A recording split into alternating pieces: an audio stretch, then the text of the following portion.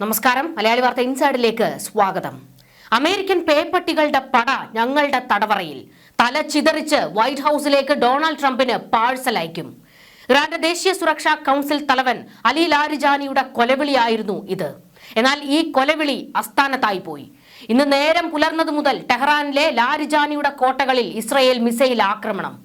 ഓഫീസിന് നേരെയും വീടിന് നേരെയും ആക്രമണങ്ങൾ നടന്നു എന്ന റിപ്പോർട്ടുകൾ പുറത്ത്. തലയിൽ കൈവച്ചിരിക്കുകയാണ് ഇറാൻ റവല്യൂഷണറി ഗാർഡ്. ഇസ്രയേലിന്റെ അടുത്ത ലക്ഷ്യം ലാരിജാനി തന്നെയെന്ന് വ്യക്തമായിരിക്കുന്നു. ലാരിജാനിയെ സുരക്ഷിത ഇടത്തേക്ക് മാറ്റിയിരിക്കുകയാണ് ഇറാൻ സേന.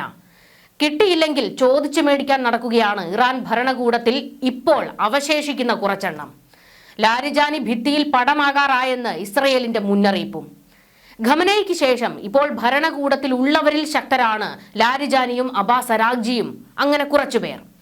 അമേരിക്കൻ സൈനികരെ കൊന്നു, അവരെ IRGC തടവിലാക്കിയെന്ന വാർത്തകളാണ് ഭരണകൂട അനുകൂല ഇറാൻ മാധ്യമങ്ങൾ പുറത്തുവിടുന്നതും. അമേരിക്കയെ വെല്ലുവിളിച്ച ലാരിജാനിക്ക് ഇസ്രയേലിൽ നിന്നാണ് അടികിട്ടിയത്. അതിന് കാരണം ഇസ്രയേൽ നോട്ടമിടുന്ന അടുത്ത തല ഇത് തന്നെയാണെന്നതിന് തെളിവാണ്. ആണവ കരാറിൽ ചർച്ചയോ സമാധാനമോ ഒന്നും തന്നെ ഇനി ഉണ്ടാകാൻ പോകുന്നില്ല. ചർച്ചയ്ക്ക് സൗകര്യമില്ല. പോയി പണി നോക്കാൻ അമേരിക്കൻ പ്രസിഡന്റ് ഡൊണാൾഡ് ട്രംപിന്റെ മുഖത്ത് നോക്കി തുറന്നടിച്ചിരുന്നു അലി ലാരിജാനി. അന്നേ ഓങ്ങിവെച്ചതാണ് ഇസ്രയേൽ. ഖമനേയെ ലക്ഷ്യം വെച്ച കെട്ടിടത്തിൽ ലാരിജാനിയും ഉണ്ടെന്നായിരുന്നു ഇസ്രയേൽ കണക്ക് കൂട്ടിയത്. എന്നാൽ അവിടെ ഒന്ന് പിഴച്ചിരുന്നു. ആയത്തുള്ള അലി ഖമനേയുടെ മുഖ്യ ഉപദേഷ്ടാവാണ് അലി ലാരിജാനി.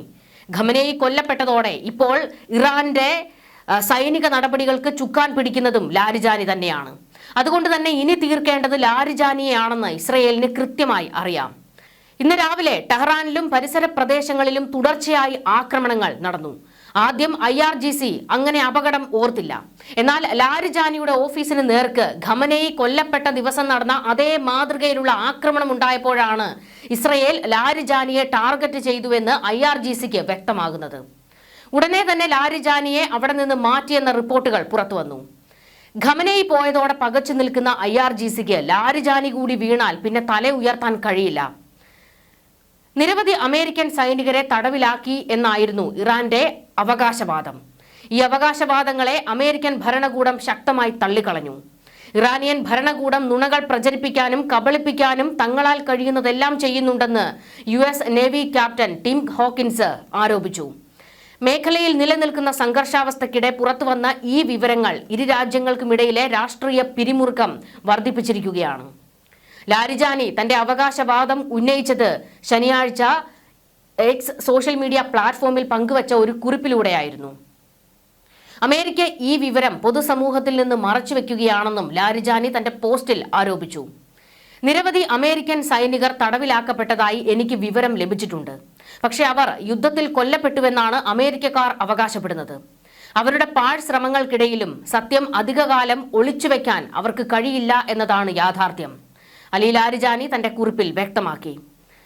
അമേരിക്കൻ സൈനികരെ തടവിലാക്കിയതിന് ഒരു തെളിവും ഇറാൻ ഇതുവരെ പുറത്തുവിട്ടിട്ടില്ലെങ്കിലും ലാരിജാനിയുടെ ഈ പ്രസ്താവന അന്താരാഷ്ട്ര തലത്തിൽ വലിയ ചർച്ചകൾക്ക് വഴിയൊരുക്കി. ലാരിജാനിയുടെ ഈ പോസ്റ്റ് നുണകൾ പ്രചരിപ്പിക്കാനും ജനങ്ങളെ കബളിപ്പിക്കാനും ലക്ഷ്യം വെച്ചുള്ളതാണ്. ലാരിജാനിയുടെ ട്വീറ്റിന് മറുപടിയായി ടിം ഹോക്കിൻസ് പറഞ്ഞു. ഇസ്രയേലും അമേരിക്കയും അടിക്കുമേൽ അടി കൊടുക്കുമ്പോഴും ഇറാൻ തിരിച്ച് മാരകമായിട്ടുള്ള തിരിച്ചടികൾ ഇസ്രയേലിന് നേരെ നടത്തുന്നുമുണ്ട്. അങ്ങനെ ആകെ പശ്ചിമേഷ്യ വിറച്ചു നിൽക്കുകയാണ്. എന്താണ് അലി ലാരിജാനിയുടെ ചരിത്രം എന്നതുകൂടി നമുക്കൊന്ന് പരിശോധിക്കാം. പതിറ്റാണ്ടുകളായി ഇറാനിയൻ ഭരണകൂടത്തിന്റെ ശാന്തനും പ്രായോഗികവാദിയുമായ മുഖമായിരുന്നു അലി ലാരിജാനി. 18ാം നൂറ്റാണ്ടിലെ ജർമ്മൻ തത്വചിന്തകനായ ഇമാനുവൽ കാന്തിനെ കുറിച്ച് പുസ്തകങ്ങൾ എഴുതുകയും പാശ്ചാത്യ രാജ്യങ്ങളുമായി ആണവ കരാറുകൾ ചർച്ച ചെയ്യുകയും ചെയ്ത വ്യക്തി കൂടിയാണ്. എന്നാൽ ഈ മാർച്ച് 1 മുതൽ ഇറാന്റെ സുപ്രീം നാഷണൽ സെക്യൂരിറ്റി കൗൺസിലിന്റെ ശക്തമായ മുഖമായാണ് 67 വയസ്സുള്ള അലി ലാരിജാനി മാറിയിരിക്കുന്നത്. ഖമനേയും Iran revolutionary guard corps commander Mohammad പക്പൂരും കൊല്ലപ്പെട്ടതിന് വെറും 24 മണിക്കൂറിന് ശേഷം സ്റ്റേറ്റ് ടെലിവിഷനിൽ പ്രത്യക്ഷപ്പെട്ട ലാരിജാനി ലോകത്തോടായി പറഞ്ഞത് ഇങ്ങനെയാണ്: അമേരിക്കയും സയനിസ്റ്റ് ഭരണകൂടവും ഇറാനിയൻ രാഷ്ട്രത്തിന്റെ ഹൃദയത്തെയാണ് തൊട്ടിരിക്കുന്നത്. പകരം നമ്മൾ അവരുടെ ഹൃദയങ്ങളെ കത്തിക്കുക തന്നെ ചെയ്യും. ലാരിജാനിയുടെ ഈ വാക്കുകൾക്ക് ശേഷമായിരുന്നു ഇറാൻ സേന ഇസ്രയേലിലേക്കും ഗൾഫിലേക്കും ആക്രമണം കടുപ്പിച്ചത്. ഒരിടവേളയും നൽകാതെ വലിയ രൂപത്തിലുള്ള തിരിച്ചടിയാണ് ഇസ്രയേലിന് നേർക്കും അമേരിക്കൻ താവളങ്ങൾക്ക് നേരെയും ഇറാൻ സൈന്യം നടത്തിയത്. ഇറാൻ റവല്യൂഷണറി ഗാർഡിന്റെ ആക്രമണ പോർമുനയിലെ പ്രധാനികളിൽ ഒരാളാണ് ലാരിജാനി. ഖമനേയിയുടെ മരണശേഷം ഇറാൻ ഭരിക്കുന്ന 3-അംഗ പരിവർത്തന കൗൺസിലിനൊപ്പവും പുതിയ നേതൃത്വത്തിനൊപ്പവും ലാരി ഒരു പ്രധാന പങ്ക് വഹിക്കാൻ കഴിയുന്ന വ്യക്തിയാണെന്ന് അന്താരാഷ്ട്ര മാധ്യമങ്ങളും ചൂണ്ടിക്കാണിക്കുന്നു. ഇസ്രയേലുമായും അമേരിക്കയുമായുമുള്ള യുദ്ധത്തിൽ ഇറാന്റെ സുരക്ഷാ തന്ത്രത്തിന് നേതൃത്വം നൽകാൻ ചുമതലപ്പെടുത്തിയിരിക്കുന്ന വ്യക്തി കൂടിയായാണ് ലാരി മാറുന്നത്. 1958 ജൂൺ 3 ഇറാഖിലെ നജാഫിൽ അമോലിൽ നിന്നുള്ള ഒരു സമ്പന്ന കുടുംബത്തിൽ ജനിച്ച ലാരിജാനി വളരെ സ്വാധീനമുള്ള ഒരു രാജവംശത്തിൽപ്പെട്ടയാളാണ്. 2009 ടൈം മാഗസിൻ അവരെ ഇറാന്റെ കെന്നഡികൾ എന്നാണ് വിശേഷിപ്പിച്ചത്. പതിറ്റാണ്ടുകളായി ഇറാനിയൻ ഭരണകൂടത്തിന്റെ ശാന്തനും പ്രായോഗികവാദിയുമായ മുഖമായിരുന്നു അലി ലാരിജാനിയുടേതെങ്കിൽ പരമോന്നത നേതാവായ ആയത്തുള്ള അലി ഖമനേയിയുടെ കൊലപാതകത്തിന് ശേഷം ഈ ശാന്തതയൊക്കെ മാറി ഇപ്പോൾ വയലൻസ് മൂഡിൽ എത്തിയിരിക്കുകയാണ്.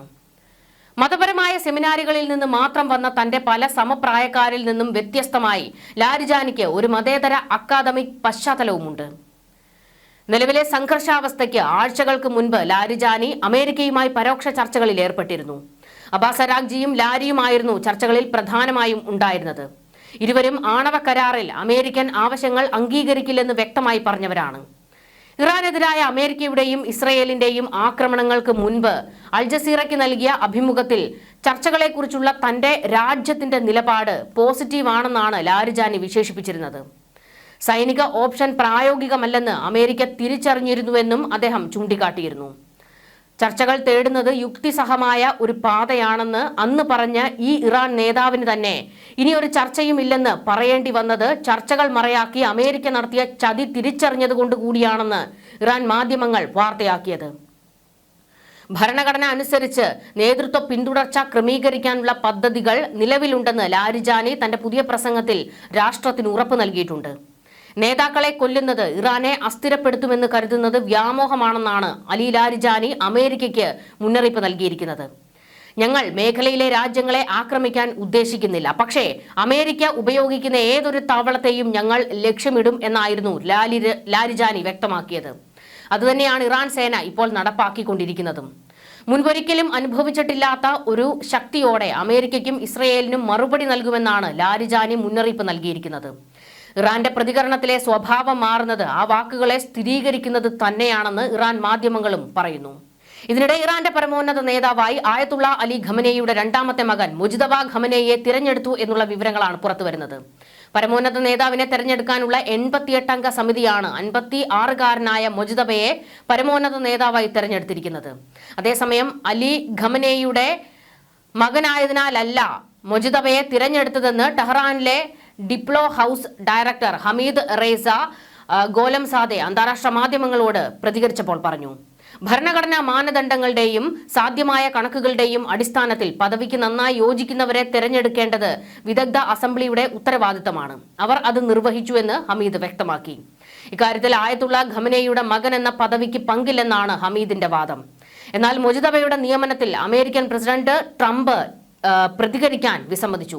നമുക്ക് എന്ത് വരുമെന്ന് കാണാം എന്ന് മാത്രമാണ് ട്രംപിന്റെ പ്രതികരണമായി ഉണ്ടായിരുന്നത്. അതായത് അടുത്തത് മുജ്തബയെ ഞങ്ങൾ ലക്ഷ്യം വെക്കുന്നു എന്ന് പറയാതെ പറഞ്ഞിരിക്കുകയാണ് അമേരിക്കൻ പ്രസിഡന്റ്. മുജ്തബയെ അംഗീകരിക്കില്ലെന്നും ആയത്തുള്ള ഖമനേയിയുടെ അതേ വിധിയാണ് മുജ്തബയെ കാത്തിരിക്കുന്നതെന്നും ഒരു റിപ്പബ്ലിക്കൻ നേതാവ് വ്യക്തമാക്കിയിരുന്നു. അതേസമയം ടെഹ്റാനിൽ വീണ്ടും സ്ഫോടനങ്ങൾ ഉണ്ടായി എന്നുള്ള അന്താരാഷ്ട്ര മാധ്യമ റിപ്പോർട്ടുകൾ പുറത്തു വന്നിട്ടുണ്ട്. തുടർച്ചയായി ടെഹ്റാനിലേക്ക് ആക്രമണങ്ങൾ അതിശക്തമായി നടന്നുകൊണ്ടിരിക്കുകയാണ്. ഇതിനിടെ റിയാദിലെ അമേരിക്കൻ എംബസിയിലെ അടിയന്തര ജോലികൾ ചെയ്യുന്ന ജീവനക്കാരും അവരുടെ കുടുംബാംഗങ്ങളും ഒഴികെ മറ്റുള്ളവർ മടങ്ങണമെന്ന് അമേരിക്ക മുന്നറിയിപ്പ് നൽകി. ഗൾഫിലേക്ക് ഞങ്ങൾ ആക്രമിക്കില്ല എന്ന് ഇറാൻ പറഞ്ഞുവെങ്കിലും നിരന്തരമായി ഗൾഫ് മേഖലകളിലേക്ക് ആക്രമണം ശക്തമാക്കിക്കൊണ്ടിരിക്കുകയാണ്. ന്യൂസ് ഡെസ്ക് മലയാളി വാർത്ത ഇൻസൈഡ്.